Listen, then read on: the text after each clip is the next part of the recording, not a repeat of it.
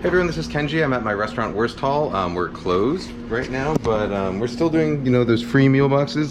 See the description below.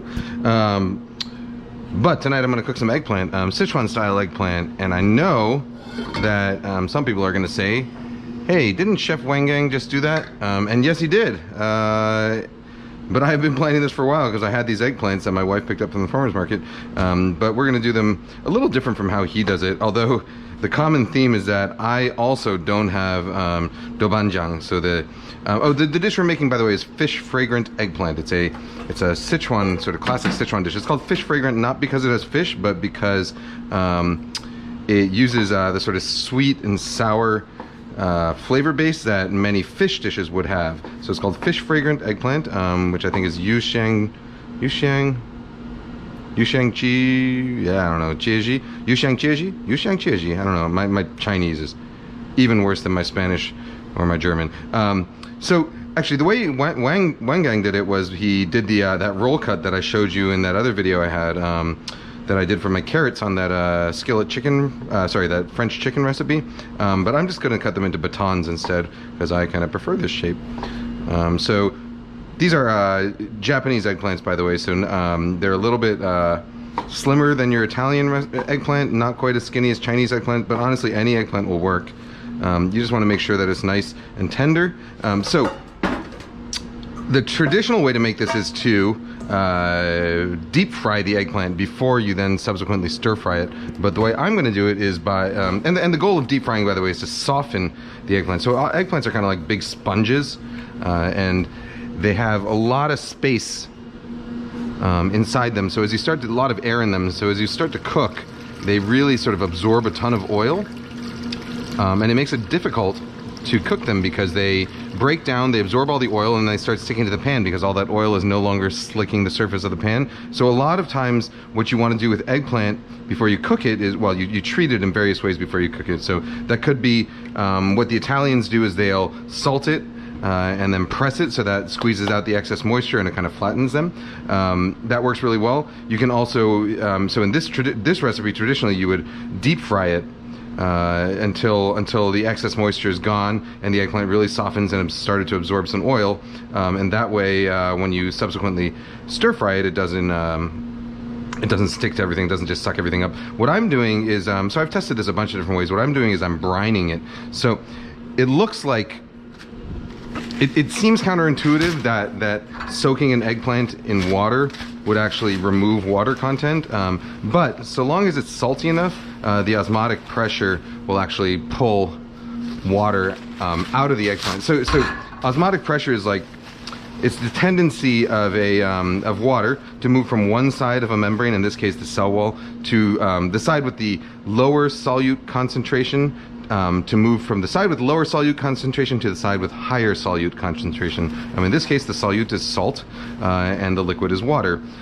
So you can sort of think of it, and we're going to let this go for about 10 minutes, by the way.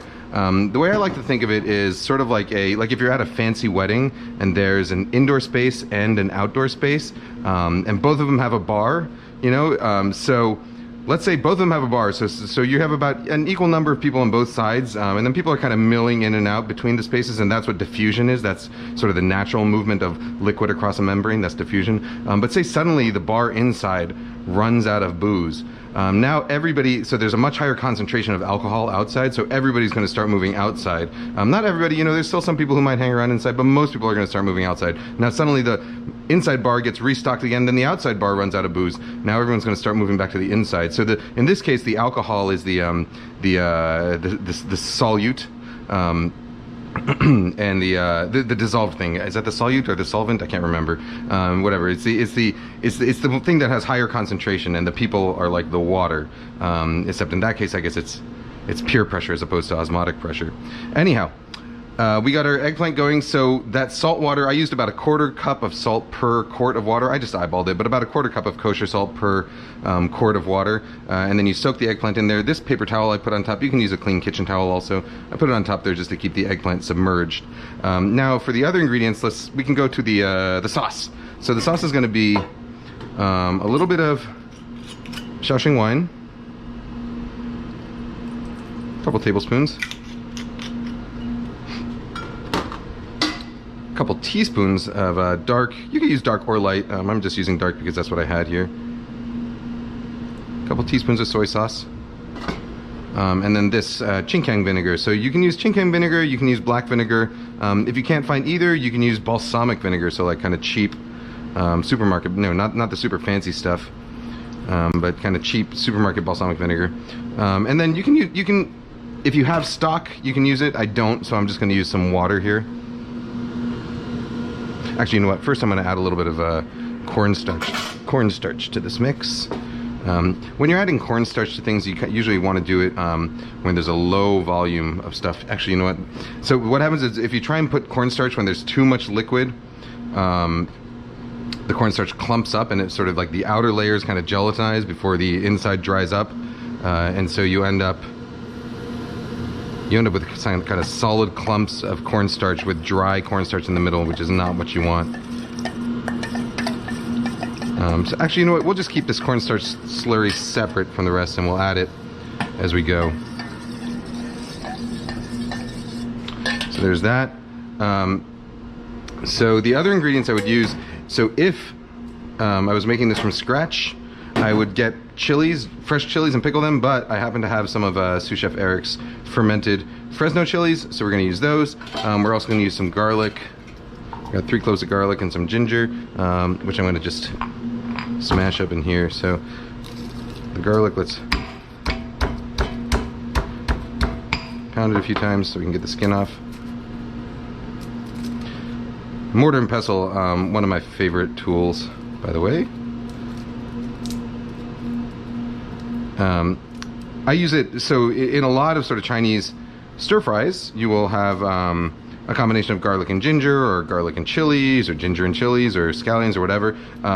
And rather than just mince them by hand, you know, the way you might see it more frequently is you take a Chinese cleaver and you whack it and smash it, and then you kind of chop it back and forth. I find it easier to just use a mortar and pestle. Ginger, we're going to use like half of this. You can peel ginger with a spoon, or you can. Sometimes it's easier for me just to whack off the bottom, get a nice flat surface, and then use my knife, kind of go around it.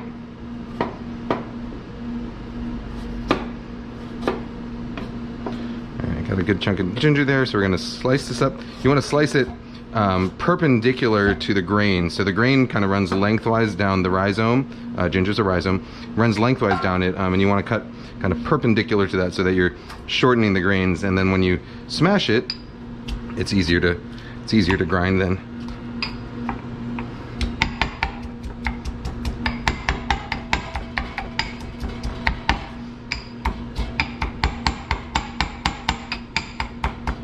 Probably should have taken those root ends of the garlic off, but I didn't, and it's not really going to matter too much in the end.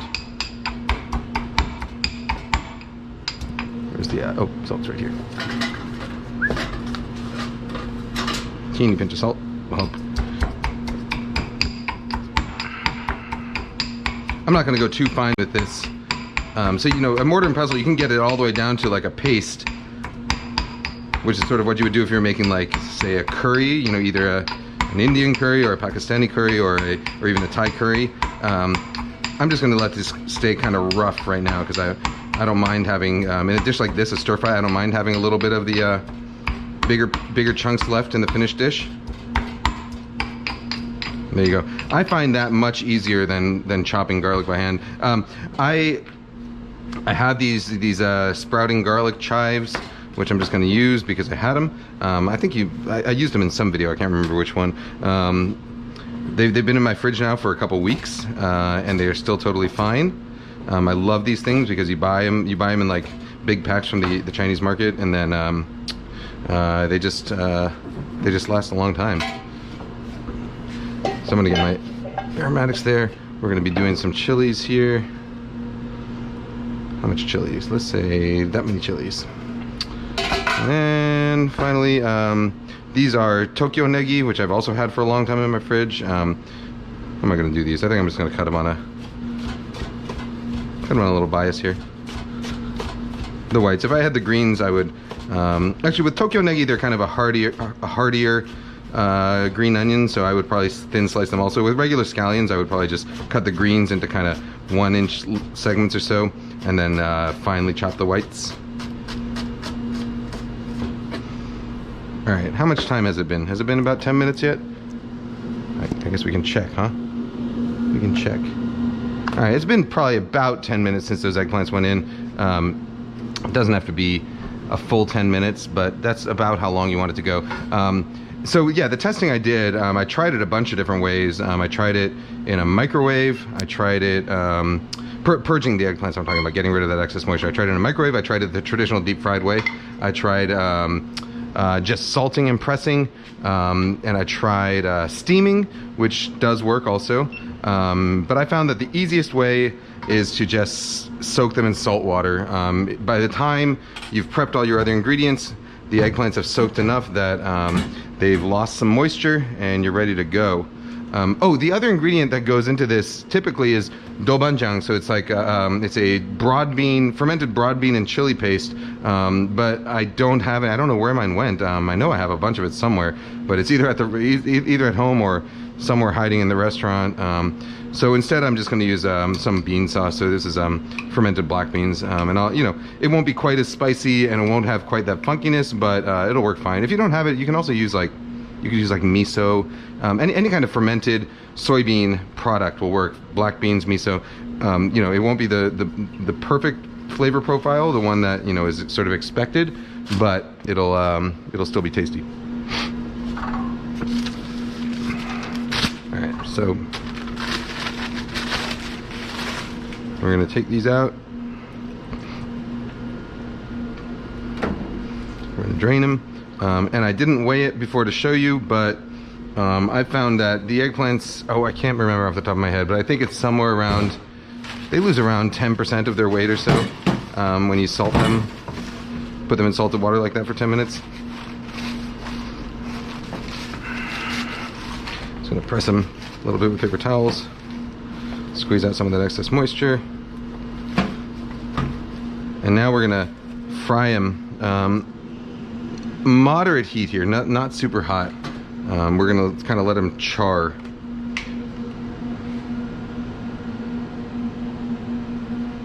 Not too much oil either. This is peanut oil. You can use canola, vegetable, whatever. Any kind of high heat, neutral tasting oil will work.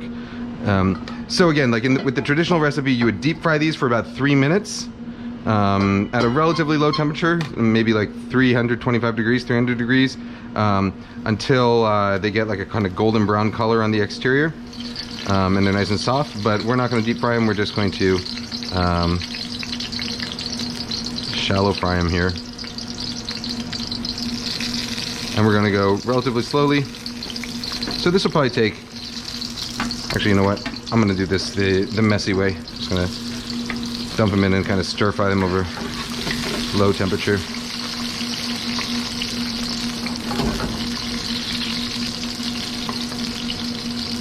So you want to try and get those kind of cut faces into the oil.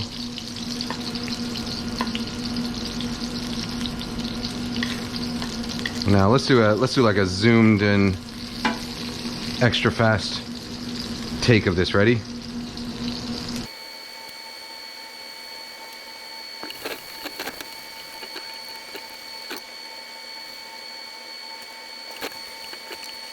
All right, so it's been a few minutes.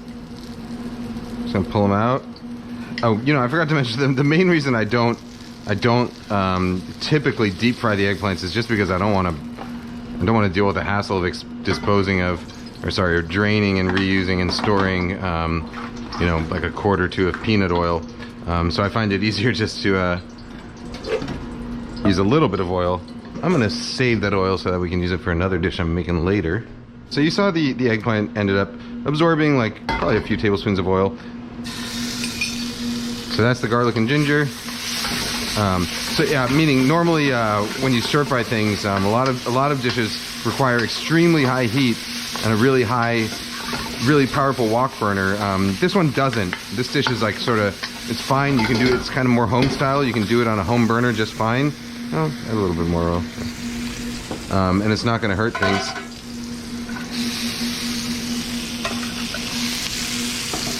because it doesn't really have that sort of, you know, that wok hei, the kind of smoky, singed flavor. All right, pickled chilies. You can, by the way, you can buy pickled chilies at any Asian grocer. You can buy pickled chilies. I didn't, and I'm just using these pickled Fresnos because I have them and they're excellent. Now the sauce. Oops, you know what I forgot? I forgot the broad bean paste. So normally you would add the chili bean paste to the oil so that you could fry it a little bit, the same way that you would fry like fry a Thai curry paste before you start adding the other ingredients. Put that eggplant back in. Oops, also forgot the scallions. All good though.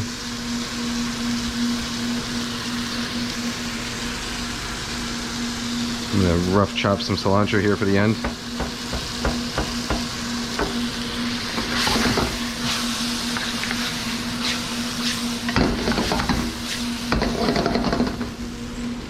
Okay, so now we're gonna add our starch slurry here.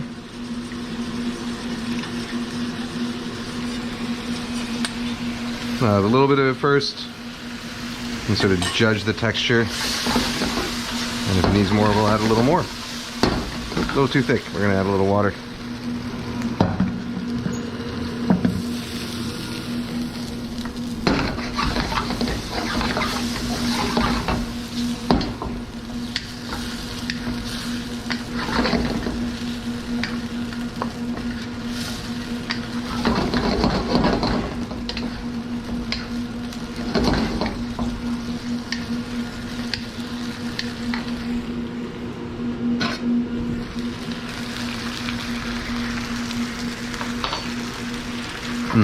So the flavor profile, hot, sour, it's missing the sweetness, a little sugar.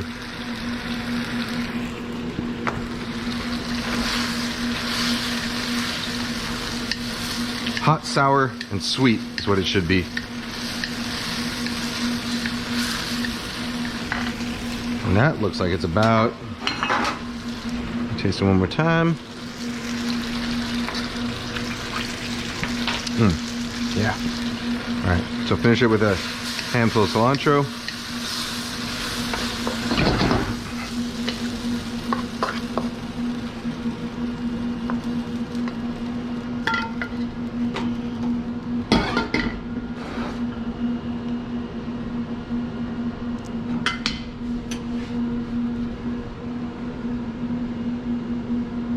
Finish off with the rest of our scallions and our cilantro. There you have it, Sichuan-Style.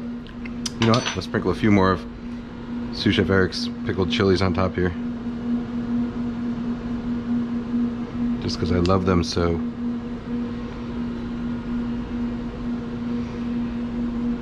There you go. So Szechuan-ish eggplant, fish fragrant eggplant.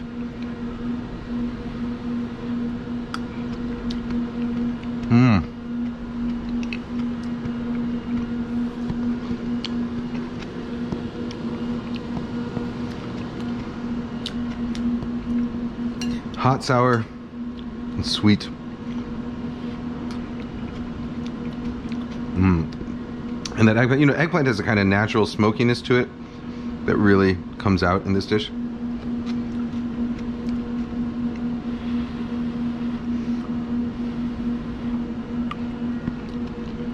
Ooh, hot. Ooh.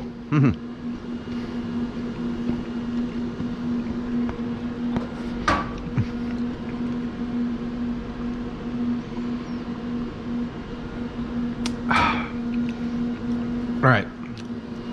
See you guys later.